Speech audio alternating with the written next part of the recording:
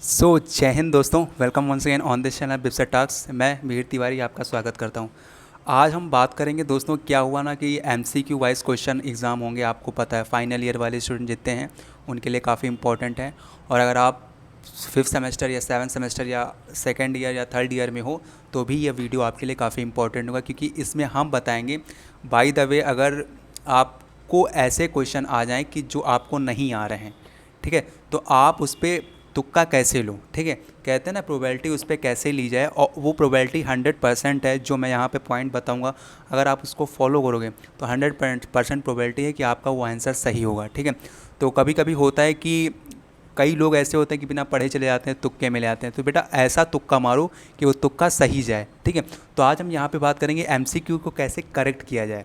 ठीक है, तो कुछ ऐसे बेसिक, और ये फ्रेंड जो मैं पॉइंट बताऊँगा ये 100% काम करेंगे आपके एग्ज़ाम में। तो वीडियो को ध्यान से सुनेगा। एक कुछ काम करेगा, अब मैं बता दे रहा हूँ, एक कॉपी ले लीजिएगा। जैसे मैंने ये सारे पॉइंट्स नोट किए हैं, वो पॉइंट्स आप नोट कर लीजिएगा एक बार और उसको ध्यान से पढ़ लीजिएगा। तब आप देखो, मैं ये नहीं कह रहा हूँ केवल इसी पे डिपेंड होके जाओ। ये जो ऑप्शन मैं बताऊँगा ये आपके लास्ट ऑप्शन रहेगा। ठीक है, लास्ट ऑप्शन रहेगा। लास्ट ऑप्शन में ये मेथड अप्लाई करना। बाकी जो क्वेश्चन आपको आ रहे हैं उस पर पहले टिक लगाना कि हाँ 100% श्योर है कि ये वाला ऑप्शन सही होगा, तो उस पर आप श्योर करना। पढ़ के जाना, ये नहीं कि मैं ये तो लास्ट ऑप्शन है बताऊंगा ये काम करेगा, लेकिन ये नहीं कि तुम यहीं पे डिपेंड होके चले जाओ, ऐसा नहीं है। पढ़ के जाओ यार। ठीक है, उसके बाद जो क्वेश्चन नहीं आ रहे उसको इस अकॉर्डिंग से सॉल्व करो।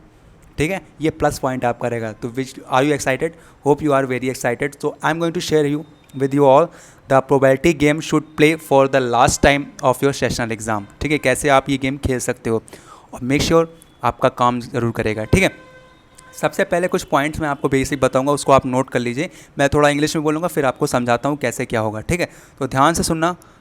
कान में हेडफोन लगा लो या तो स्पीकर तेज़ कर लो, काफ़ी काम आएगा ये वीडियो आपके। ठीक है, स्टार्ट करते हैं। फर्स्ट आपका पॉइंट है कि the complex option have more than 50% probability to be right.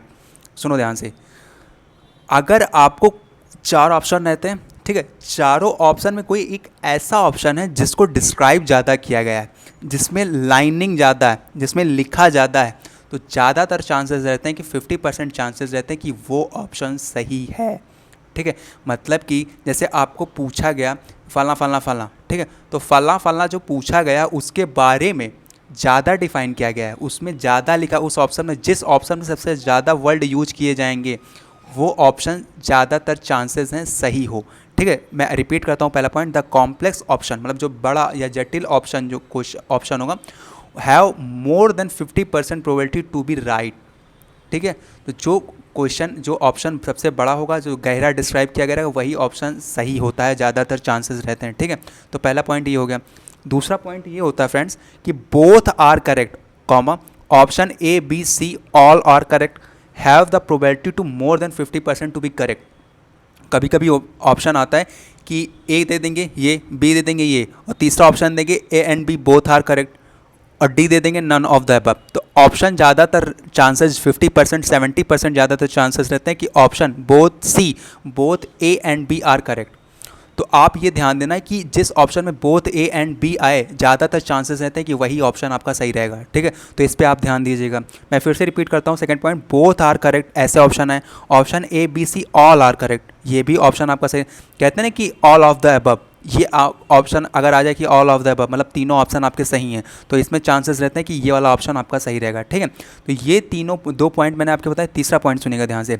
Option none of the above have always the possibility less than 50% to be correct. हमेशा याद रखना है कि जिस ऑप्शन में नन ऑफ द अबव आए उसमें 100% चांसेस रहते हैं, 90.9 चांसेस रहते हैं कि वो ऑप्शन तो एकदम नेगलेक्ट है। ठीक है, तो उसको तो हमेशा अवॉइड करेगा कि वो ऑप्शन नहीं होगा। ठीक है, तो नन ऑफ द अबव जहाँ पे आए उसको छोड़ दो, वो ऑप्शन सही नहीं है। ठीक है, उसके बाद आपको ध्यान में रखना है कि always try to leave the numerical questions first. ठीक है, try to going to do theoretical part portion first and save the time to be at least cover left once. ठीक है, मतलब कि हमेशा ध्यान में रखना है यार कि न्यूमेरिकल अगर ऑप्शन आते हैं, न्यूमेरिकल जिसमें सवाल आपको हल करना है तो उसको छोड़ दो, उसको बाद में करना। जो थ्योरेटिकल वाला पैटर्न है उसको सबसे पहले सॉल्व करो, क्योंकि न्यूमेरिकल में टाइम कंज्यूमिंग होता है। ठीक है, तो सबसे पहले याद रखना थ्योरेटिकल वाला पोर्शन कंप्लीट करना, जो एमसीक्यू में आए हैं। सॉल्विंग वाला बाद में करना जब टाइम बचे। ठीक है, उसके बाद आपको ध्यान में रखना the probability of option B and C to be correct is more than 50%। हमेशा याद रखना कि कोई भी एग्जामिनर जो पेपर सेट करता है वो हमेशा पहले ही ऑप्शन में आपको आंसर नहीं देगा। ज़्यादातर चांसेस रहते हैं ऑप्शन बी एंड सी में आपको करेक्ट होने के, ठीक है। तो कोशिश करना कि आप ऑप्शन बी एंड सी पे ज़्यादा प्रोबेबिलिटी लेना, ठीक है, कि वही ऑप्शन ज़्यादातर करेक्ट है, क्योंकि एग्जामिनर आपको पहले ही ऑप्शन में आपको आंसर सही नहीं देगा, ठीक है। तो ये ध्यान में रखना, ज़्यादातर प्रोबेबिलिटी है कि option B and C correct हो सकते हैं, ठीक है। उसके बाद मैं सिक्स पॉइंट बताऊंगा कि the first option that comes in your mind. हाँ, ये ध्यान में रखना कि आपने क्वेश्चन पढ़ा और आपने एक टक से दिमाग में आया कि ये ऑप्शन सही है, फिर उसके बाद फिर पढ़े, फिर आप पढ़े कि नहीं ये वाला ऑप्शन सही है। तो हमेशा ध्यान में रखना कि जो आपका पहली बार माइंड गया था कि हाँ ये वाला ऑप्शन सही, ज़्यादातर चांसेस रहते हैं कि वही वाला ऑप्शन सही रहता है। और बाद में हम लोग क्या करते हैं, पढ़ते हैं इतना है, कन्फ्यूज़ हो जाते हैं और गलत ऑप्शन पर टिक लगाते हैं। तो हमेशा ध्यान में रखना जो ऑप्शन आपने पहले देखा था कि हाँ ये आंसर सही हो सकता है, तो वही आंसर आपका ज़्यादातर चांसेस रहते हैं कि वही आंसर सही होगा। ये चांसेस बहुत कम रहते हैं कि आप दोबारा क्वेश्चन पढ़ते हो फिर आप सोचते हो कि नहीं ये वाला होगा, तो वो वाला ऑप्शन आप उसी में गलत कर देते हो, उसमें आपके माइनस नंबर कट जाते हैं, ठीक है। तो कोशिश करना कि जो आप फर्स्ट साइड में कनेक्ट कर लो कि हाँ ये वाला ऑप्शन सही है, वही answer will be your correct. Always remember this point, okay. Last is your use elimination method, read question carefully, ठीक है। सबसे पहले आपको ध्यान में रखना है कि जब आप MCQ वाले क्वेश्चन पढ़ो तो उसमें आपको सबसे पहले देखना है कि क्या क्या नहीं हो सकता। क्वेश्चन पढ़ो, सबसे पहले ध्यान से आपको क्वेश्चन पढ़ना है, फिर उसमें आपको सेलेक्ट करना है कौन कौन से क्वेश्चन हाँ ये वाला ऑप्शन नहीं हो सकता, हाँ ये वाला ऑप्शन नहीं हो सकता। तो जब आप क्या कहते हैं एलिमिनेशन मेथड, मतलब निकालने वाला मेथड, एलिमिनेशन एलिमिनेट करना, ठीक है, निकाल देना, वो वाला मेथड जब आप अपनाते हो तो उसमें ज़्यादातर चांसेस रहते हैं आपको सही आंसर मिल जाता है, क्योंकि आप सबसे पहले देखते हो कि ये वाला ऑप्शन तो कतई नहीं होगा, ये वाला तो होगा ही नहीं, तो बचता जो है उसी में आपका आंसर सही निकल जाता है, ठीक है। तो always apply elimination method before solving question, okay. सबसे पहले रीड करना क्वेश्चन को, उसके बाद एलिमिनेशन मेथड अप्लाई करना जिससे आपका आंसर सही निकल जाए। If there is confusion between B and C you should be go for B, ठीक है। हमेशा ध्यान में रखना कि आपको कन्फ्यूज़ हो कि ऑप्शन बी है तो सी या तो सी है तो ए में कन्फ्यूजन है, तो ऑलवेज जाना जो आपने पहली निगाह में देखा था, ठीक है। आपको ये सही लगता है तो इस पर आप करना है, ठीक है। तो these are the point which you have to know about before exam, ठीक है। तो thank you very much for watching, hope आपको ये इसमें से कुछ इंपॉर्टेंट पॉइंट मिले होंगे, ठीक है।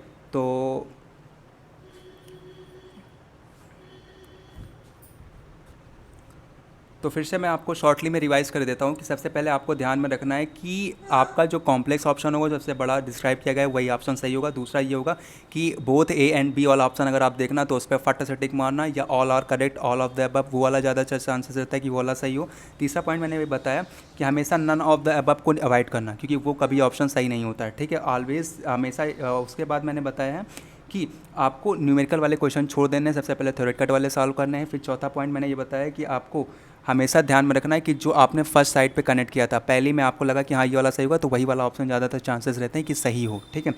तो और ज़्यादातर अप्लाई करना elimination method. These are the point which you have to know before exam, ठीक है। तो thank you very much for watching. और फार्मेसी वालों के लिए मैं आपकी सिलेबस कंप्लीट करूँगा लास्ट सेमेस्टर का, और उसमें मैं आपको MCQ भी दूंगा, और थ्योरेटिकल जितने भी हैं BP 801 के जितने कोड हैं उसके मैं क्वेश्चन दूंगा और MCQ लाऊंगा, ठीक है। तो एक्चुअली क्या हुआ, सोशल एंड प्रिवेंटिव फार्मेसी की मैंने कंप्लीट कर दी है, लेकिन उसमें से अभी MCQ मैंने नहीं दिए हैं, तो कोशिश करूँगा 10-10 MCQ मैं डेली दूँ, ठीक है। तो ये सब आएंगी मेरी वीडियोज़ पे। तब तक के लिए अगर फर्स्ट टाइम हो तो मेक श्योर सब्सक्राइब करना, क्योंकि आए दिन वीडियो आती रहती है, लिंक आएगा तो आप भी देख सकते हो, आप भी हेल्प ले सकते हो, ठीक है। Thank you for watching, thank you for sharing. If you are first time make sure subscribe with in your friends, ठीक है। सब्सक्राइब करो, शेयर करो। जय हिंद, जय भारत, वंदे मातरम। हमेशा याद रखना ये मेथड अप्लाई तब करना जब आपको नहीं आ रहा है, last option this is your, ठीक है। आ रहा है तो वो लगाओ, नहीं आ रहा तो ये अपनाओ, ठीक है। क्वेश्चन छोड़ के मत आना, क्योंकि माइनस मार्किंग है नहीं, ठीक है। चलो, जय हिंद।